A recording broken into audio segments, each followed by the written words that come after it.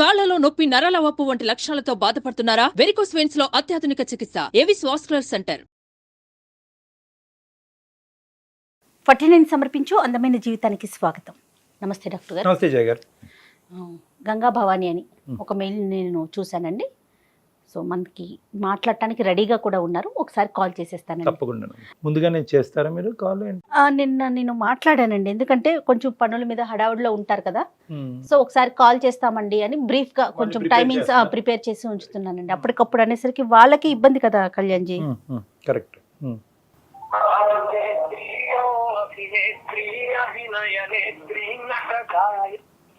Hello Bhavani గారండి.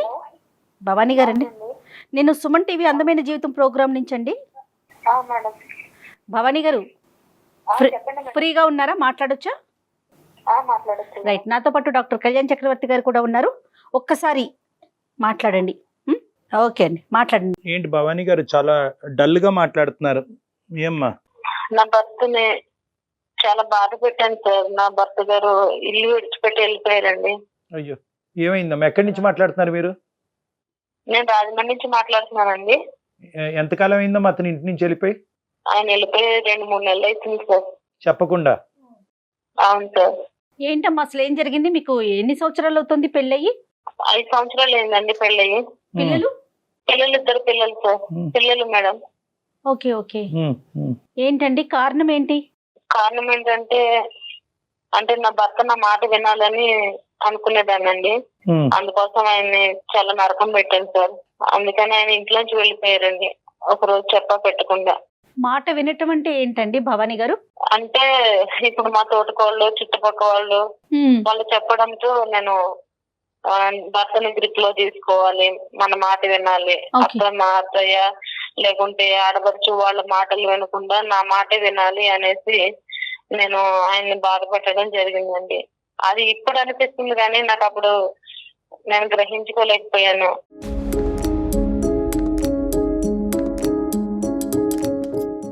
నా పిల్లల్ని చాలా బాగా ఎంతో ఏడుస్తున్నారండి. నేను కూడా ఎంతో ఏడుస్తున్నాను, ఎందుకంటే ఇల్లు విడిచిపెట్టి వెళ్ళిపోయారు కదా. ఇక్కడి వరకు వచ్చేంత వరకు అర్థం కాదమ్మా మనకి. కానీ ఏంటమ్మా, ఏ మాటలు చెప్పేవారు, ఏం వినేవారు, ఏం అడిగి అంతని హింస పెట్టేవారు? ఆయన ఉన్నప్పుడు పొద్దున్నే లేచి టీ కూడా పెట్టేదాన్ని కాదండి. అంటే నా మాటే వినాలి, నాతోనే ఉండాలి, నేను చెప్పిందల్లా చెయ్యాలి అనేసి. ఇలా ఉండమని మీకు ఎవరు చెప్పారండి? నాకు మా పక్కింటి వాళ్ళు చెప్పేటోళ్ళండి, మా తోటకోళ్ళు కూడా అండి. మా తోటకోళ్ళండి ఆమె కనిపించకుండా అంతా చేసిందండి. నా కళ్ళకి కనిపించకుండా మొత్తం అంతా ఆమె చేసిందండి.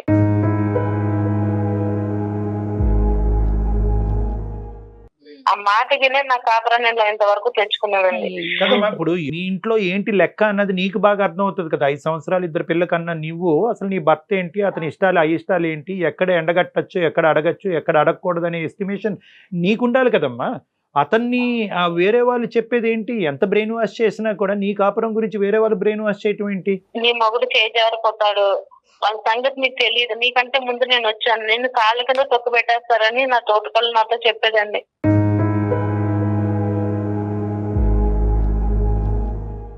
ఇలా చేస్తాను నీ మగుడు నీకు నీ మాట వింటాడు, లైన్ లోకి వస్తాడు అని చెప్పేసి అనేది.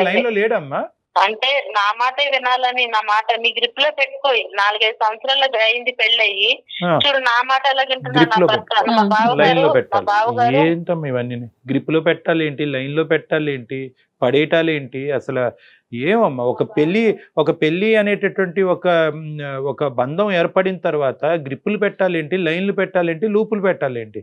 ఇవన్నీ మా బావగారు మా తోడుకోళ్ళ వెనకాలే కుక్కలాగా తిరిగేటోడండి. ఆయన చూసావా నేను చెప్పినట్టు ఎట్లా చేస్తున్నాడో? 5 ఏళ్ళు అయింది, నువ్వు ఇంతవరకు కూడా నీ మగుని గ్రిప్ లో పెట్టుకోలేకపోయావు, చెప్పు చేతల్లో పెట్టుకోలేకపోయావు. ఇలా ఉంటే నేను చెప్పు కింద తొక్కు పెట్టేస్తుంది. నీ ఆడపడుచు అత్తగారు కూడా ఫస్ట్ లో నన్ను కూడా ఎంతో బాధ పెట్టారు. నేను ఇప్పుడు చూడు ఎట్లా ఉన్నాను, ఎంత హ్యాపీగా ఉన్నాను అంటే ఆమె మాటలు వినేసి నేను ఇంతవరకు చేసుకున్నానండి. కాదండి, మీ భర్త వల్ల మీరు ఎక్కడైనా ఇబ్బంది పడ్డారా వాళ్ళ మాటలు వినక ముందు? నా భర్త వల్ల ఇబ్బంది ఏం పడలేదండి. చాలా హ్యాపీగా ఉండేవాళ్ళం, చాలా సరదాగా ఉండేవాళ్ళం, నవ్వించేవాళ్ళు. బయటికి వెళ్ళేవాళ్ళం, చాలా పచ్చగా ఉండేవాళ్ళం అండి. బాధపడతావేమో అనే భయంతో ముందుగానే గ్రౌండ్ ప్రిపేర్ చేసుకున్నారు మీరు. అది మీ దరిద్రం అవునండి. కదమ్మా. ఇప్పుడు వీళ్ళందరూ ఇలాగ నీకు ఈ విధంగా చెప్పటం వెనకాతలు ఏమన్నా దురుద్దేశం ఉందా, లేదంటే వాళ్ళు మంచి కోరే చెప్పారా నీకు? మంచి కోరినట్టే నమ్మించిందండి. నా మంచి కోసమే చెప్తున్నారని వినే కదండి నా కాపురాన్ని పాడు చేసుకున్నాను నేను. అంటే ఇప్పుడు 2 నెలల క్రితం అతను వెళ్ళిపోవటంతో వీళ్ళందరూ ఆనందపడుతున్నారా? వీళ్ళందరూ ఆనందపడుతున్నారు. నా తోటకోళ్ళు నాతో మాట్లాడట్లేదండి. చాలా మాట్లాడినా కూడా చాలా చులకనగా చూస్తుంది ఇప్పుడు. కదా, ఎక్కడున్నారమ్మా మీ ఆయన? ఎక్కడున్నారు? పోలీస్ కంప్లైంట్ ఏమన్నా ఇచ్చారా? ఎక్కడున్నాడు? ఎక్కడ వాళ్ళ ఇంటికి పోయాడా? ఎక్కడున్నాడు? ఇంతకు ముందు ఒకసారి అలాగే వెళ్ళిపోయారండి, తిరిగి వచ్చారు. అప్పుడు నేను మాట్లాడలేదు, పిల్లలతో ఫోన్ చేపించి మాట్లాడితే వచ్చారు. ఎక్కడున్నా అంటే ఏం చెప్పలేదు, వచ్చారు. ఇంతకు ముందు ఇప్పుడు వెళ్ళిపోయిన తర్వాత నేను ఇంకా ఫోన్ చేయలేదండి. యోగక్షేమాలు తెలుసుకోవాలి కదా, అతను ఎలా ఉన్నాడు, అసలు ఉన్నారా అంటే సారీ ఆయన ఉన్నారో లేదో అని భయం అండి. ఒకప్పుడు ఎంతో సంతోషంగా ఉండేవాడు అండి. ఆ మాటలు ఎంతో నాశనం చేశాడు.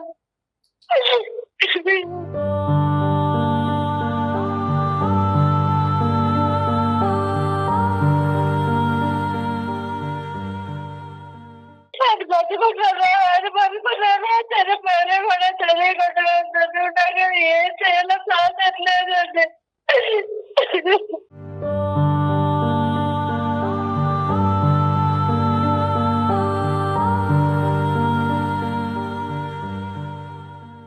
భవానీ గారు, ఫస్ట్ ఒక్క నిమిషం అమ్మ ఒక్కసారి నిన్ను కంట్రోల్ చేసుకున్న ఒక్క మాట ఆలకించు. ఇప్పుడు ఏ కారణం చేతి జరిగింది అనేది ఫస్ట్ ప్రయారిటీ కాదు, దాని గురించి మనం మాట్లాడుకుందాం, అది సెకండరీ. ఫస్ట్ ప్రైమరీగా ఏంటంటే అతని యోగక్షేమాల గురించి తెలుసుకోవాలి. అతను ఎక్కడున్నాడు, పోలీస్ కంప్లైంట్ పెట్టాలా, వాళ్ళకి చెప్పాలా, నువ్వు ఎటువంటి సపోర్ట్ తీసుకోవాలి, ఎవరికి ఫోన్ చేయాలి. ఇప్పుడు వరకు అతనికి నువ్వు ఫోన్ చేయకపోవటం ఏంటమ్మా? ఆయన మాటలు విని అతన్ని ఎంత బాధ పెట్టారంటే, వచ్చిన దగ్గరకు వచ్చినా కూడా అన్నం కూడా పెట్టేదాన్ని కదండి. ఎంత బాధ పెట్టా నాకు ఇప్పుడు అర్థమవుతుందండి. మనిషి దూరం అయ్యాక ఆలోచిస్తూ నేను ఎంత మూర్ఖంగా ఉన్నానో నాకు ఇప్పుడు అర్థమవుతుందండి.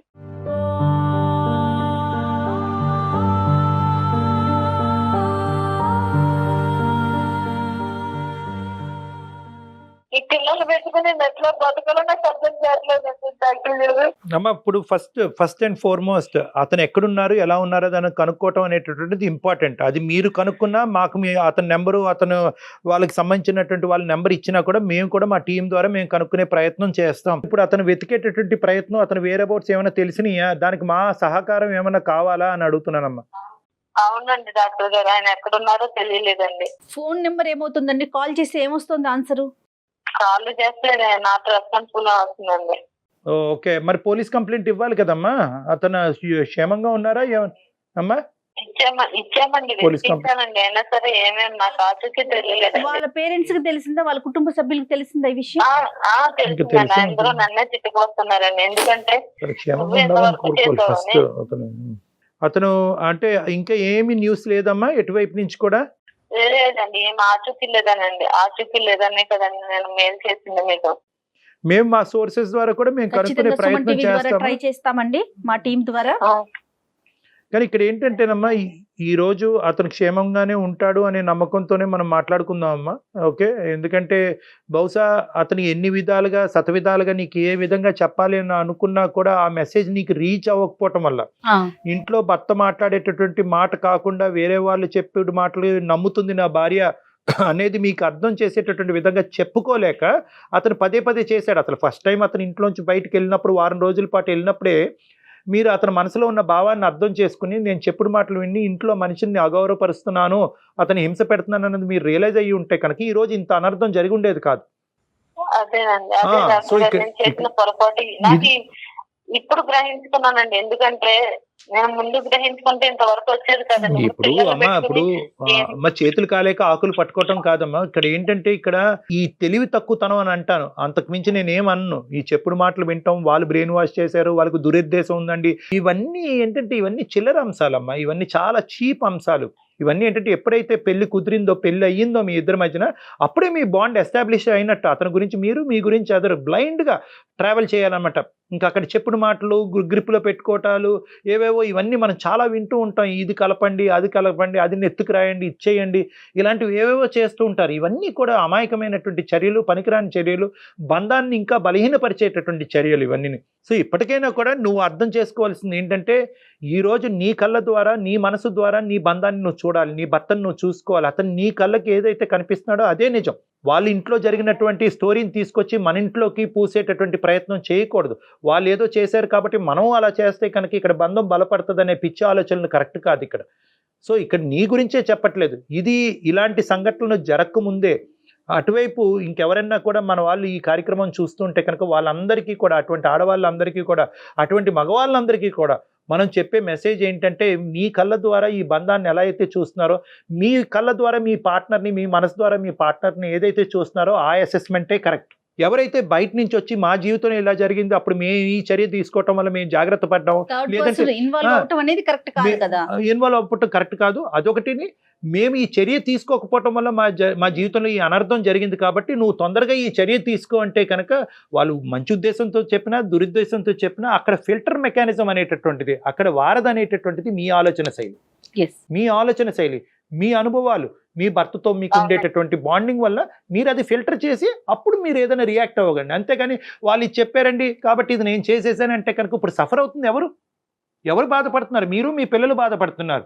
వాళ్ళకేంటి చులకనగా చూస్తుందంటే మాట్లాడడానికి కూడా ఆవిడ అనవసరం, ఆవిడ చులకం చేస్తే ఏంటంటే అమ్మా మొత్తం అంతా అనురాగాలతో నాశనం చేసింది మీ జీవితాన్ని నాశనం చేసింది ఆ మహాతల్లి. ఇప్పుడు ఆవిడ అంటానికి కూడా లేదు, విన్నటువంటి నీ బుద్ధి ఎక్కడ పోయిందమ్మా? నీ బుద్ధి పోయింది కదా. ఇప్పుడు తను మంచిగానే ఉన్నారండి, తన ఫ్యామిలీతో బాగున్నారా?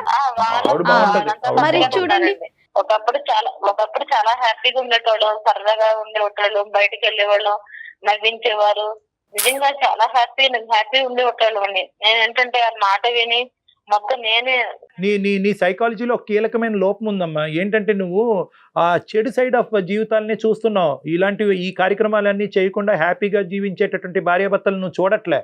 ఈ చెడు సైడ్ థింగ్స్ చూసి, అదే వాళ్ళ ఇంట్లో ఇది చెడిపోకుండా ఇది జరిగింది, ఇది చేయకపోవటంలో ఈ చెడు జరిగిందని చెప్పి ఆ మెసేజ్ తీసుకొచ్చి ఇక్కడ ఉన్నా కానీ నువ్వు ఎంత సుఖపడుతున్నావు, ఎంత సంతోషిస్తున్నావు, నీ భర్త ఎంత మంచివాడు అనేటటువంటిది ఇది చూడట్లేదు.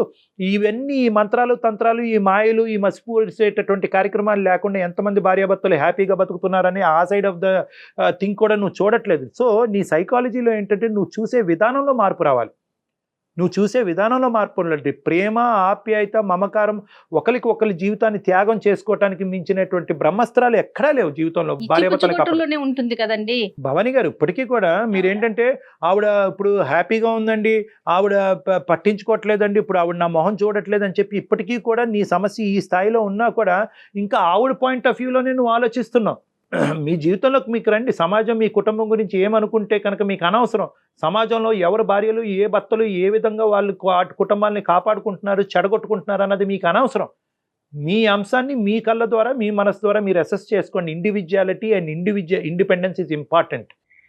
Your family is not equal to somebody's family. ఇప్పుడు ఇవన్నీ కూడా ఏంటంటే తర్వాత మీ క్షేమంగా మీ భర్త గారు మీ దగ్గరికి తిరిగి వచ్చిన తర్వాత మీరు అవలంబించవలసినటువంటి సైకలాజికల్ థియరీ అండ్ టీమ్ గురించి నేను ఇప్పుడు ముందుగానే చెప్తున్నాను. ఫస్ట్ అవర్ ప్రయారిటీ ఏంటంటే భగవంతుడి దయ వల్ల అతను క్షేమంగా మీ ఇంటికి వెనక్కి తిరిగి రావాలి. ఆ పిల్లలకి మేము అదే కోరుకుంటున్నాం అమ్మా. తప్పకుండా పిల్లలు ఉన్నారండి, వెనకాల పిల్లల్ని కూడా ఆలోచించకుండా మాటల ద్వారానే నేను ఎంతో బాధ పెట్టానండి. అసలు నా ప్రవర్తన కూడా సరే ఇప్పటికైనా మీకు కనువిప్పు కలిగింది. ఆయన విడిచిపెట్టి వెళ్ళిపోయారండి. ఒక మనిషి వెళ్ళిపోయాడంటే అసలు ఎంత బాధపడి ఉంటాడండి. Yes, that is the point. మీరు అతను వెళ్ళిపోయారు అనే బాధ కంటే అతని పిల్లల్ని, మిమ్మల్ని, కుటుంబాన్ని, ఊరిని అన్ని వదిలి అతను అంత దూరం ప్రయాణం చేశాడంటే కనుక అతను ఎంత మనస్తాపం చెంది ఉంటాడమ్మా. ఈరోజు అతను ఇంకో తప్పుడు నిర్ణయం తీసుకోకుండా ఉన్నాడు అనేటటువంటిదే మనం భగవంతుడికి ప్రార్థించాలి ఇక్కడ. సో ఇక్కడ ధైర్యంగా ఉండండి, తప్పకుండా ఆయన తిరిగి వస్తారు. మీ ప్రయత్నం మీరు చేయండి, సిన్సియర్ గా చేయండి ఆయన రావడానికి. ఇటు సుమన్ టీవీ తరపున మా ప్రయత్నం కూడా మేము చేస్తాం. నమస్తే అమ్మా. కానీ ఎన్ని విచిత్రమైన సంఘటనలు వింటున్నాము కళ్యాణ్ గారు. చెప్పుడు మాటల వల్ల అసలు ఆ గ్రిప్ లో పెట్టుకోవటాలు, ఆ మాటలు, ఆ పదాలే వినటానికి చాలా, అంటే ఇలా కూడా ఆలోచిస్తున్నారా అని అనిపిస్తా ఉంది. ఇప్పుడు చూడండి అమ్మా, అందరూ కూడా చూసేటటువంటి వాళ్ళు అందరూ కూడా ఈ కాలర్ యొక్క సంభాషణ మీరు వింటే కనుక టూ లిటిల్ టూ లేట్. ఆవిడ చాలా లేట్గా తన జీవితంలో ఇప్పుడు రియలైజ్ అయింది. ఇప్పుడు అతను రావాలి, ఆవిడ మారి మళ్ళీ ఒక కొత్త జీవితాన్ని ప్రారంభించాలని మనం కోరుకున్నా కూడా ఒక మనిషి ఒక 2-3 నెలల పాటు కనిపించకుండా పోలీసులకి తెలియకుండా ఫోన్ స్విచ్ ఆఫ్ చేసి వెళ్ళిపోయాడు అంటే కనుక బహుశా ఈ స్థాయి పరిస్థితి అందరికీ రాకపోవచ్చు. కానీ ఒకే ఇంట్లో ఉంటూ ఇలా భర్తను అనుమానిస్తూ భర్తను భార్యను కానీ భార్యను భర్తను కానీ అనుమానిస్తూ వేరే వాళ్ళు చెప్పారు కాబట్టి వాళ్ళకి ఇది కరెక్ట్ అయింది కాబట్టి మన జీవితంలో ఇది కరెక్ట్ అవుతుంది అని చెప్పి బ్లైండ్ గా వేరే వాళ్ళ ప్రిన్సిపల్ మన కుటుంబంలో తీసుకొచ్చి పెయింట్ చేయటం అనేటటువంటిది కరెక్ట్ కాదు. ఈ చెప్పుడు మాటల వల్లే చాలా సంసారాలు నాశనం అవుతున్నాయి. మన మనసు మన ఆలోచన శైలి ఉపయోగించి ఏది కరెక్ట్ అని నిర్ణయం తీసుకున్నప్పుడే సంసారాలు జీవితాలు హ్యాపీగా ఉంటాయి. మనల్ని చూసి మన పిల్లలు ఈ విధంగా జీవించాలన్నమాట, వాళ్ళ మాట వీళ్ళ మాట వేరే వాళ్ళు మన జీవితాలు సినిమాలు అవుతున్నాయి కాబట్టి వింటం కాదు, మన జీవితాల ద్వారా మనకి ఏది అర్థమైందనే మెసేజ్ తీసుకుని ముందుకెళ్ళాలన్నది అందరికీ అర్థం చేసుకోవాల్సినటువంటి అవసరం ఉందమ్మా. తప్పకుండా. లేదంటే ఇలాంటి కేసులు ఎక్కువ అయిపోతాయి, మనకి ఇబ్బంది అయిపోతుంది. Right Kalyan ji. Thank you Jaya. అందమైన జీవితం సమర్పిస్తున్న వారు 49 అంటే సంతోషం, 49 అంటే సంతానం. ఈ వీడియోని మీకు సమర్పిస్తున్న వారు Anil lawyer classes, SSC, bank, cat, Telangana and ఏపీలోని ప్రతి ప్రభుత్వ ఉద్యోగానికి ప్రత్యేకమైన క్లాసెస్ నిర్వహిస్తున్నారు. ఇంకెందుకు ఆలస్యం, డిస్క్రిప్షన్ లోని యాప్ ని డౌన్లోడ్ చేసుకోండి.